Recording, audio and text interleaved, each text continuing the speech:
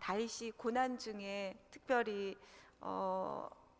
그 질병 가운데 병 중에 하나님 앞에 올려드린 기도이기도 하고 시이기도 합니다. 시편은 총 150편으로 되어 있다는 거 우리 다 알고 계시죠? 네, 그 중에 이제 150편을 5권으로 이렇게 구별이 되어져 있습니다. 1권은 1편에서 41편까지인데요. 1권이 끝나는 41편 13절, 우리가 오늘 읽었던 본문 내용에 보면 아멘, 아멘으로 끝이 나거든요. 특징이 있습니다. 각 권이 끝날 때마다 아멘, 아멘, 아니면 아멘, 할렐루야, 이렇게 해서 한 권이 끝났다라는 것을 어떤 그 사인으로 그렇게 보여주고 있는데, 1편에서 41편 1권에서는 아멘, 아멘 하고 13절에 그렇게 끝이 납니다. 그리고 2권은 42편에서 72편까지인데요. 거기도 역시 19절에 보면 아멘, 아멘으로 끝이 나거든요. 우리 한번 확인해 볼까요? 72편 19절 말씀 한번 보겠습니다.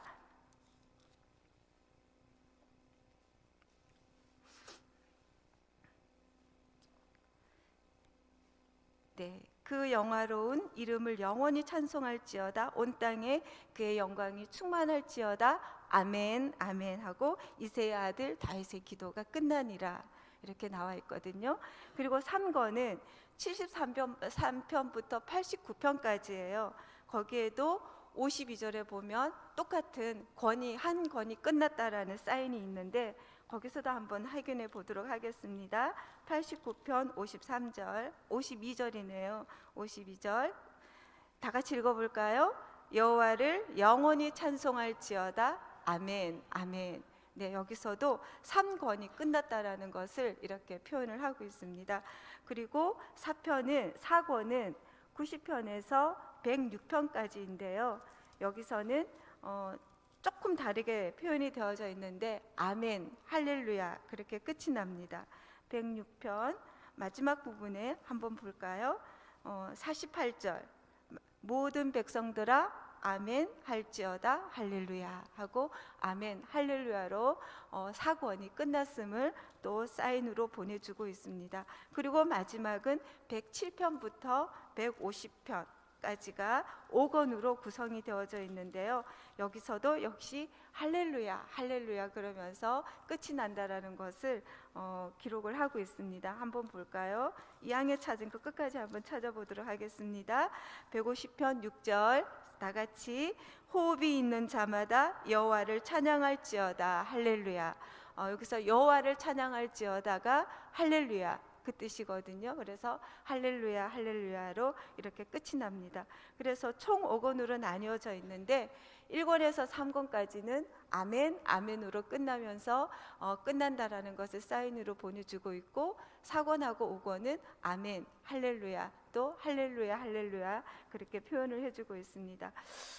이렇게 오늘 우리가 읽은 시편 41편은 1권의 마지막 장입니다. 그런데 가만히 보면은 시편 1편이 무엇으로 시작하죠?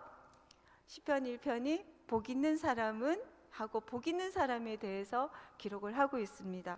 그런데 41편에도 역시 마찬가지로 복에 대해서 말씀을 하고 계세요.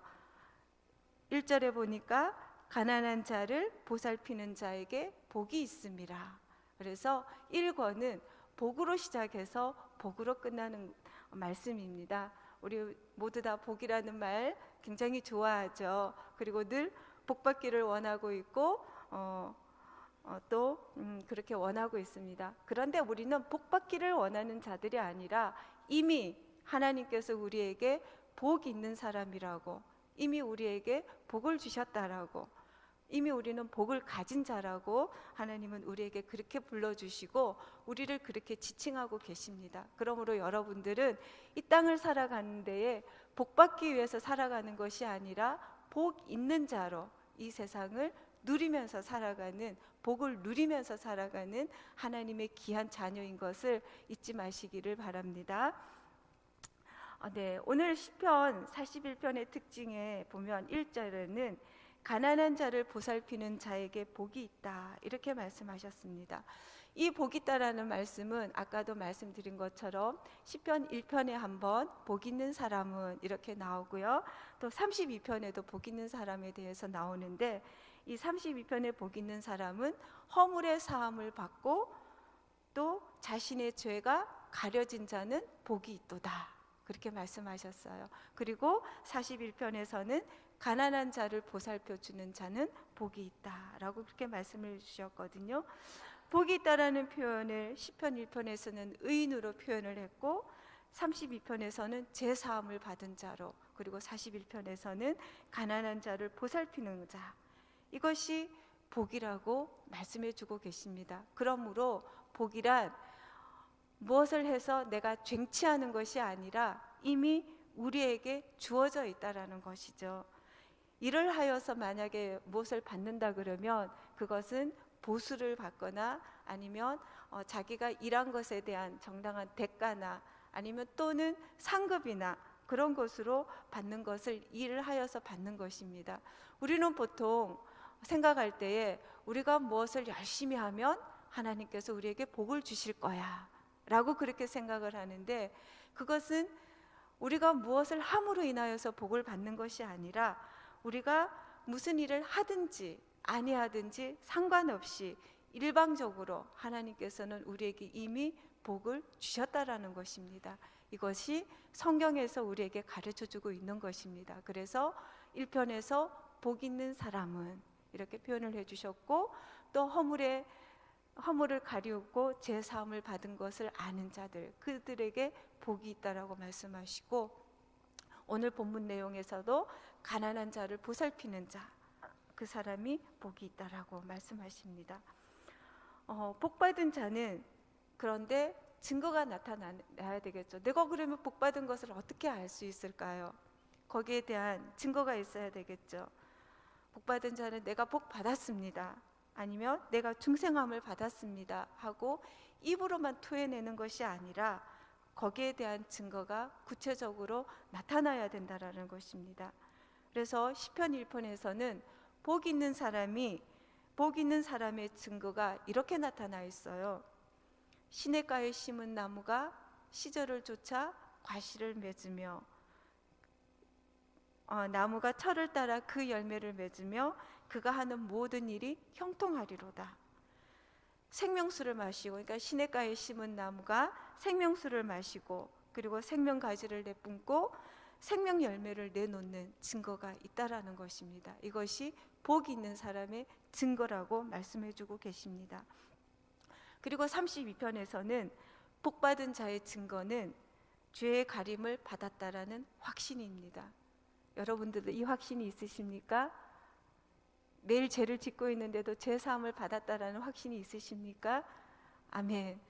우리의 어떠함과 상관없이 하나님께서는 우리 죄를 사하여 주셨다라고 선포하셨고, 그리고 우리의 죄가를 동에서 서가 먼 것처럼 그렇게 옮기셨다라고 말씀하셨거든요. 그러므로 우리는 항상 하나님 앞에서 죄 사함을 받은 존재인 것을 확신하고 나가는 것, 이것이 참 중요합니다.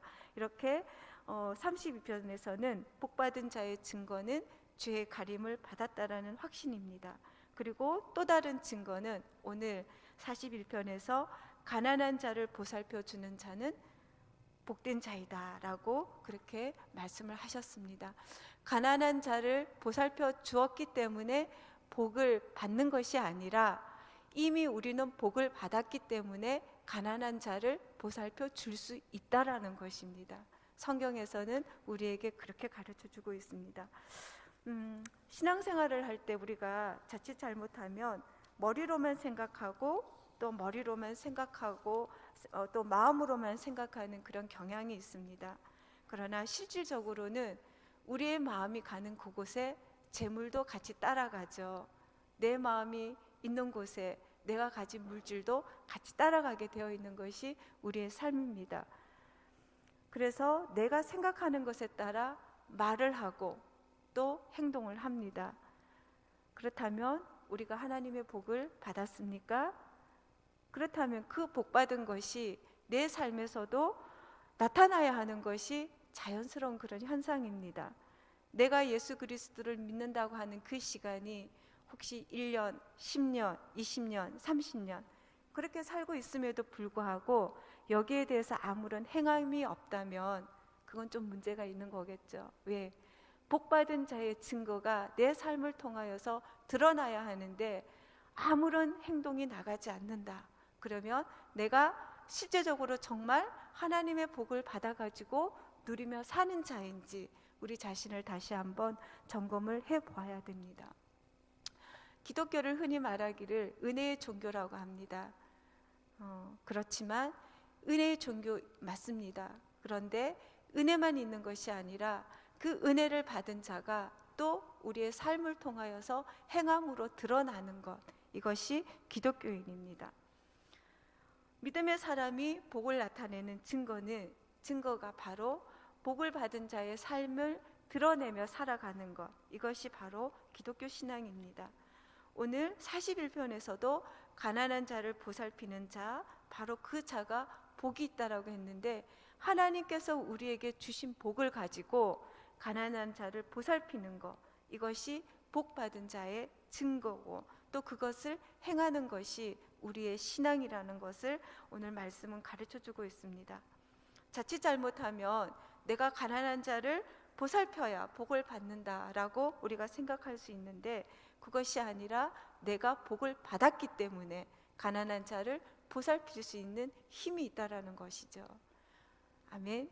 되십니까? 여러분들도 다 복 받은 자들 맞으시죠? 네, 아멘. 그렇다면 우리의 삶 가운데 이렇게 우리가 행함으로 가난한 자를 보살피는 것으로 우리가 드러나야 되는데 여기서 가난한 자라 함은 꼭 물질만 말하는 것이 아닙니다. 물질로 가난한 다른 성경에서는 그러니까 우리가 전에 보았던 지금 현재 우리는 개역 개정을 보고 있죠. 그 앞에 봤던 우리 성경에서는 빈약한 자라고 이렇게 나와 있거든요. 그러니까 빈약하다라는 것은 꼭 물질적으로 가난한 것뿐만이 아니라 육신이 그러니까 육체가 허약한 사람일 수도 있고 그리고 또 마음이 공허한 사람일 수도 있고 여러 가지가 있겠죠. 그러니까 이러한 자들을 우리가 보살펴 주는 것, 이것이 하나님께로부터 받은 복을 누리며 사는 자입니다. 복을 누리며 사는 것은 이렇게 가난한 자를 돌보면서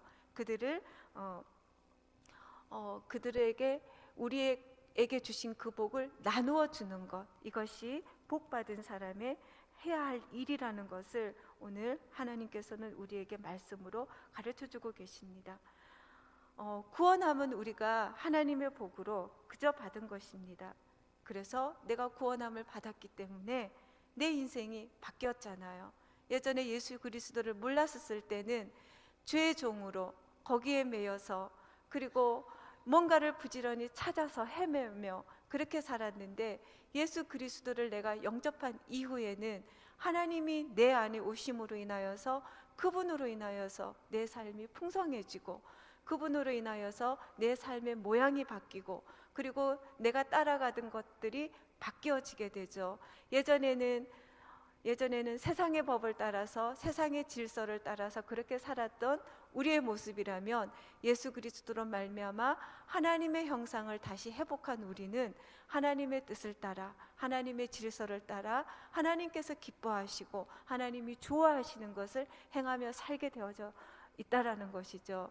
그렇다면 하나님께서 좋아하는 것이 무엇일까요? 그것은 바로 선입니다. 하나님 그분이 선하시기 때문에 하나님께서는 선하신 그분을 따라서 우리가 이 땅 가운데 살아갈 때에 선을 행하며 살기를 원하신다라는 것입니다. 이것이 예수 그리스도를 구주로 영접하여 하나님과 원수되었던 자가 하나님과 화목되어 사는 그 사람의 삶의 모습이라고 성경은 우리에게 가르쳐주고 있습니다. 그리고 또 2절에 보면은 여호와께서 그를 지키사, 여기서 그는 누구일까요? 그는 가난한 자를 보살피는 자, 네, 그 자입니다.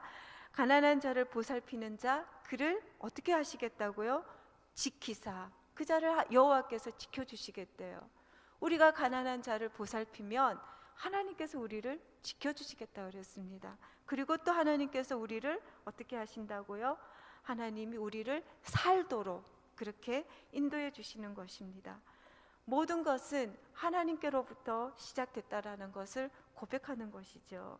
그리고 이 2절 후반부를 보면 이 세상에서 복을 받을 것이라 이렇게 말씀해 주셨거든요. 그리고 주여 그를 그 원수들의 뜻에 맡기지 마소서. 갑자기 말이 확 바뀌어 버렸어요. 그렇죠?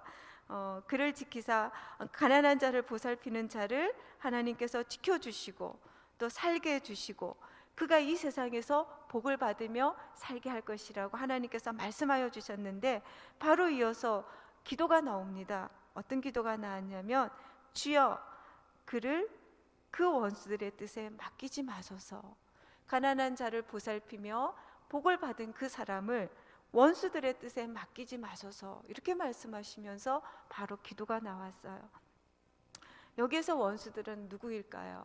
원수, 하나님을 대적하는 자, 하나님을 경멸하는 자, 하나님을 회방하는 자, 하나님의 뜻을 따르지 않는 자, 그 자들을 여기에서는 원수라고 말할 수 있겠죠. 다윗이 이 시를 쓸 때에는 다윗을 대적하고 있는 그의 아들 압살롬이라고도 말을 하기도 합니다. 그러나 여기서 정확하게 지칭이 되어져 있지 않기 때문에 그 원수들 하면 하나님을 회방하고 하나님을 대적하고 하나님의 뜻을 따르지 않고, 그리고 하나님의 이름을 회방하고 하나님의 이름을 경멸하고 하나님의 이름을 모멸하고 하는 그 자들을 원수라고 말할 수가 있겠습니다. 그들의 뜻에 이 가난한 자를 보살피는 자, 복 있는 이 사람을 맡기지 말아 주십시오라고 시인은 지금 그렇게 기도를 하고 있습니다. 왜 그런 기도를 했을까요? 갑자기 왜 그들을 원수들의 뜻에 맡기지 말아 달라고 기도했을까요? 이것은 하나님이 우리를 지켜주시지 않으면, 하나님이 우리를 살게 하지 않으시면 우리는 너무나도 쉽게 하나님의 원수들의 뜻에 우리 자신들을 맡겨버린다는 것입니다. 너무나도 우리들을 잘 알고 있죠. 이 시인이 어쩜 이렇게 우리의 마음을 그대로 대변하고 있는지 모르겠습니다. 하나님께서 우리를 지켜주지 않으면, 하나님께서 우리를 살게 하지 않으면, 우리가 아무리 복을 받은 자임에도 불구하고 원수들의 손에 휩쓸려서 그들을 금세 따라가고 마는 우리라는 것을, 이렇게 연약한 존재라는 것을 이 시인은 너무나도 잘 알아서 이 복 있는 자가 그 원수들의 뜻에 따라 살지 않도록 하나님 지켜주십시오, 하나님 우리를 살게 하여 주십시오, 그렇게 지금 기도하고 있는 것입니다. 제가 요즘 우리 아이들, 그러니까 제가 아동부를 담당하고 있는데 우리 아동부 아이들이 요즘 이제 성탄절이 다가오니까 성탄절을 맞이하여서 이제 예수님께서 오신 날을 축하하는 그 축하 무대를 꾸미기 위해서 열심히 연습을 하고 있습니다. 그런데 아이들이 좀 연습하는 거를 그렇게 즐겨하지 않아요. 어떤 친구들은 열심히 하는데 좀 대부분은 특히 이제 남자아이들, 또 이제 고학년 아이들은 연습하는 거를 굉장히 좀 싫어하고 그래요. 그래서 이 녀석들이 이렇게 예수님 오신 날을 우리가 즐겁고 기쁘게 잘 연습해서 정말 주님 오신 날을 잘 축하해야 되는데 그걸 왜 잘 못하고 있을까라고 마음에 좀 안타까움이 생겼습니다. 그런데 한 달 전에 무슨 데이가 있었냐면 할로윈 데이가 있었죠. 할로윈 잘 아시죠? 그런 요즘 그 할로윈을 학원이나 학교에서 굉장히 행사로 많이 하고 있어요. 그래서 학원이나 우리 아이들 다 자녀들 지금 학원 보내시는 부모님이 몇 분 안 계시는데, 이렇게 할로윈 행사를 한다 그러면 그냥 아이들한테 뭐 필요한 뭐 이렇게 옷도 사주고 아니면 물품도 사주고 또 뭐 사탕 같은 것도 이런 게 사주고 이제 부모님들이 그렇게 합니다. 그런데 이 할로윈에 어떻게 해서 생겨났냐라고 봤을 때는 처음에는 그 로마 카톨릭에서 나왔어요. 이거는 뭐냐면 카톨릭에서는 그 성인들이 그러니까 어떤 아이가 태어나면은 자기가 태어난 날에 그 성인들, 그러니까 부르고 있는 성인들이 있죠. 카톨릭에서 부르고 있는 성인들, 그 성인들이 태어난 그 날하고 자기 아이의 그 생일 날짜하고 같으면 그 예명을 그렇게 붙이는 거예요. 성인의 이름을 가지고 와서, 예를 들어서 내 이름이 김정진인데 너는 뭐 베드로야, 이렇게 다른 이름을 붙여주잖아요. 요셉이라고 붙여주고 어떤 다른 이름을 붙여주잖아요. 근데 그 성인의 날이 11월 1일이에요. 11월 1일이고 그 성인들을 세인트라고도 하고 또 할로라고도 얘기를 합니다. 그래서 우리가 그러니까 거룩한, 홀리, 말이 할리에서 이렇게 나온 말인데, 이 전야제, 그러니까 할로, 그러니까 거룩한 날에, 그러니까 성인들을 축하하는 그 날에 그 전날 전야제를 우리가 이브라 그러죠. 그래서 또 성탄 이브라고 얘기를 하는데, 그래서 그 할로윈이 10월 31일이 그렇게 되어진 거예요. 그래서 그날은 어떤 날이냐고 하면 귀신을 쫓아내는 날. 왜냐하면 귀신과 싸워서 이겨야 하는 날. 그래서 보면 그 복장, 아이들 할로윈 데이 할 때 복장하죠. 어떤 복장하고 있어요? 머리에 뿔난 거, 그리고 뭐 까만 망토, 빨간 망토, 그리고 또 삼지창, 까맣게 생긴 삼지창. 한번 상상해 보세요. 우리 예전에 초등학교 다니고 그럴 때 사단을 표현할 때 뿔나고 삼지창 들고 그런 거 우리 많이 했었는데요. 그러니까 이렇게 무분별하게 지금 이 시대는 우리가 모르는 중에 이렇게 잘못된 문화들이 무분별하게 우리의 삶 가운데 들어와서 그걸 그냥 서양에서 온, 미국에서 온 아주 그냥 좋은 그런 재미있는 행사로 우리가 받아들이고 있다라는 거예요. 이런 것들에 대한 구별이 우리가 없다면 우리가 이 땅 가운데 원수들의 그 뜻에 우리 자신들을 맡겨버리는 그러한 꼴이 되어져 버리는 거죠. 비단 이런 것뿐이겠습니까? 우리의 삶 가운데 원수들의 뜻에 우리 자신들을 맡길 수밖에 없는 그런 것들, 문화, 정치, 경제, 여러 가지 것들이 우리의 삶 가운데 저변에 많이 깔려 있는데, 이런 것들을 우리가 구별하지 못하고 살아가고 있다라는 것입니다. 그 원수들의 뜻에서 우리를 맡기지 마시고, 그 원수들에 대해 우리를 맡기지 마시고 우리를 지켜주시고 우리를 살려주십시오 라고 시인은 그렇게 기도하고 있습니다. 우리 학부모님 되시는 우리 어머님들께서도 이런 것들 좀 잘 구별해서, 그런 것들이 악한 그런 문화들이 이 땅 가운데 한다고 해서 너도 나도 그런데 같이 휩쓸려서 우리 아이들이 가도록 그렇게 내버려 두어서는 안 되겠습니다. 또 어떤 것들이 있을까요? 뭐 좀비 문화, 좀비는 시체잖아요. 우리 아마 청년들은 그런 거 많이 아실 텐데 그런 것들, 그리고 또 우리 아이들한테도 악영향을 미치는 것들이 있다면 공룡도 하나의 거기에 해당하는 것입니다. 공룡이 예전에 수억 년 만전에 살았다라고 이렇게 하는데 지금 없어졌잖아요. 이 없어졌을 때는 하나님께서 없게 하신 이유가 있을 텐데 그 공룡을 아이들이 얼마나 좋아하는지 몰라요. 이름을 다 외웁니다. 영어 단어 잘 못 외우고 다른 거 못해도 공룡 이름을 어떻게 그렇게 잘 알고 잘 외우는지, 그리고 그것이 이쁘다고 가지고 놀고 그렇게 하고 있습니다. 이런 것들도 은밀히 따지면 이런 악한 그런 원수들의 뜻에 우리 스스로를 그냥 내맡겨 버리는 그런 형국이거든요. 그러니까 그만큼 우리는 연약하다라는 거예요. 하나님께서 우리를 지켜주시지 아니하시고 하나님께서 우리를 보호하지 않으시면, 또 하나님께서 우리를 살리지 않으시면 우리도 모르는 사이에 이런 원수들의 뜻에 우리 자신들을 내맡겨 버려서 그냥 그들이 끌고 가는 대로 우리가 끌려가고 있다라는 것을 우리는 꼭 명심을 하고, 이 세상 가운데서 하나님의 뜻이 아닌 것들에 대해서 우리가 잘 분별하며 그렇게 살아야 되겠습니다.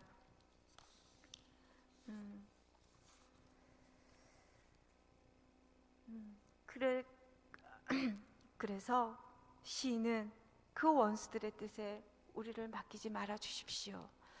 우리가 기도할 때, 우리 자녀들을 위하여 기도할 때, 그리고 우리 나라를 위하여 기도할 때도 우리가 이 제목을 가지고 한번 같이 기도를 할 수 있어야 되겠습니다. 이 나라가 악한 자들의 손에 빠지지 않게 하여 주십시오.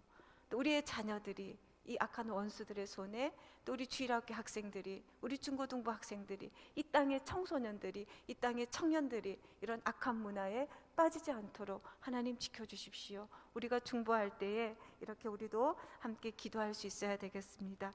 3절 이후로부터는 이 다윗이 회개하는 그런 기도와 더불어서 또 그 원수들에 대해서 악행을 고발하고, 그리고 저에게 복수할 수 있는 기회를 주십시오라고 기도하는 내용이 쭉 나오고 있습니다.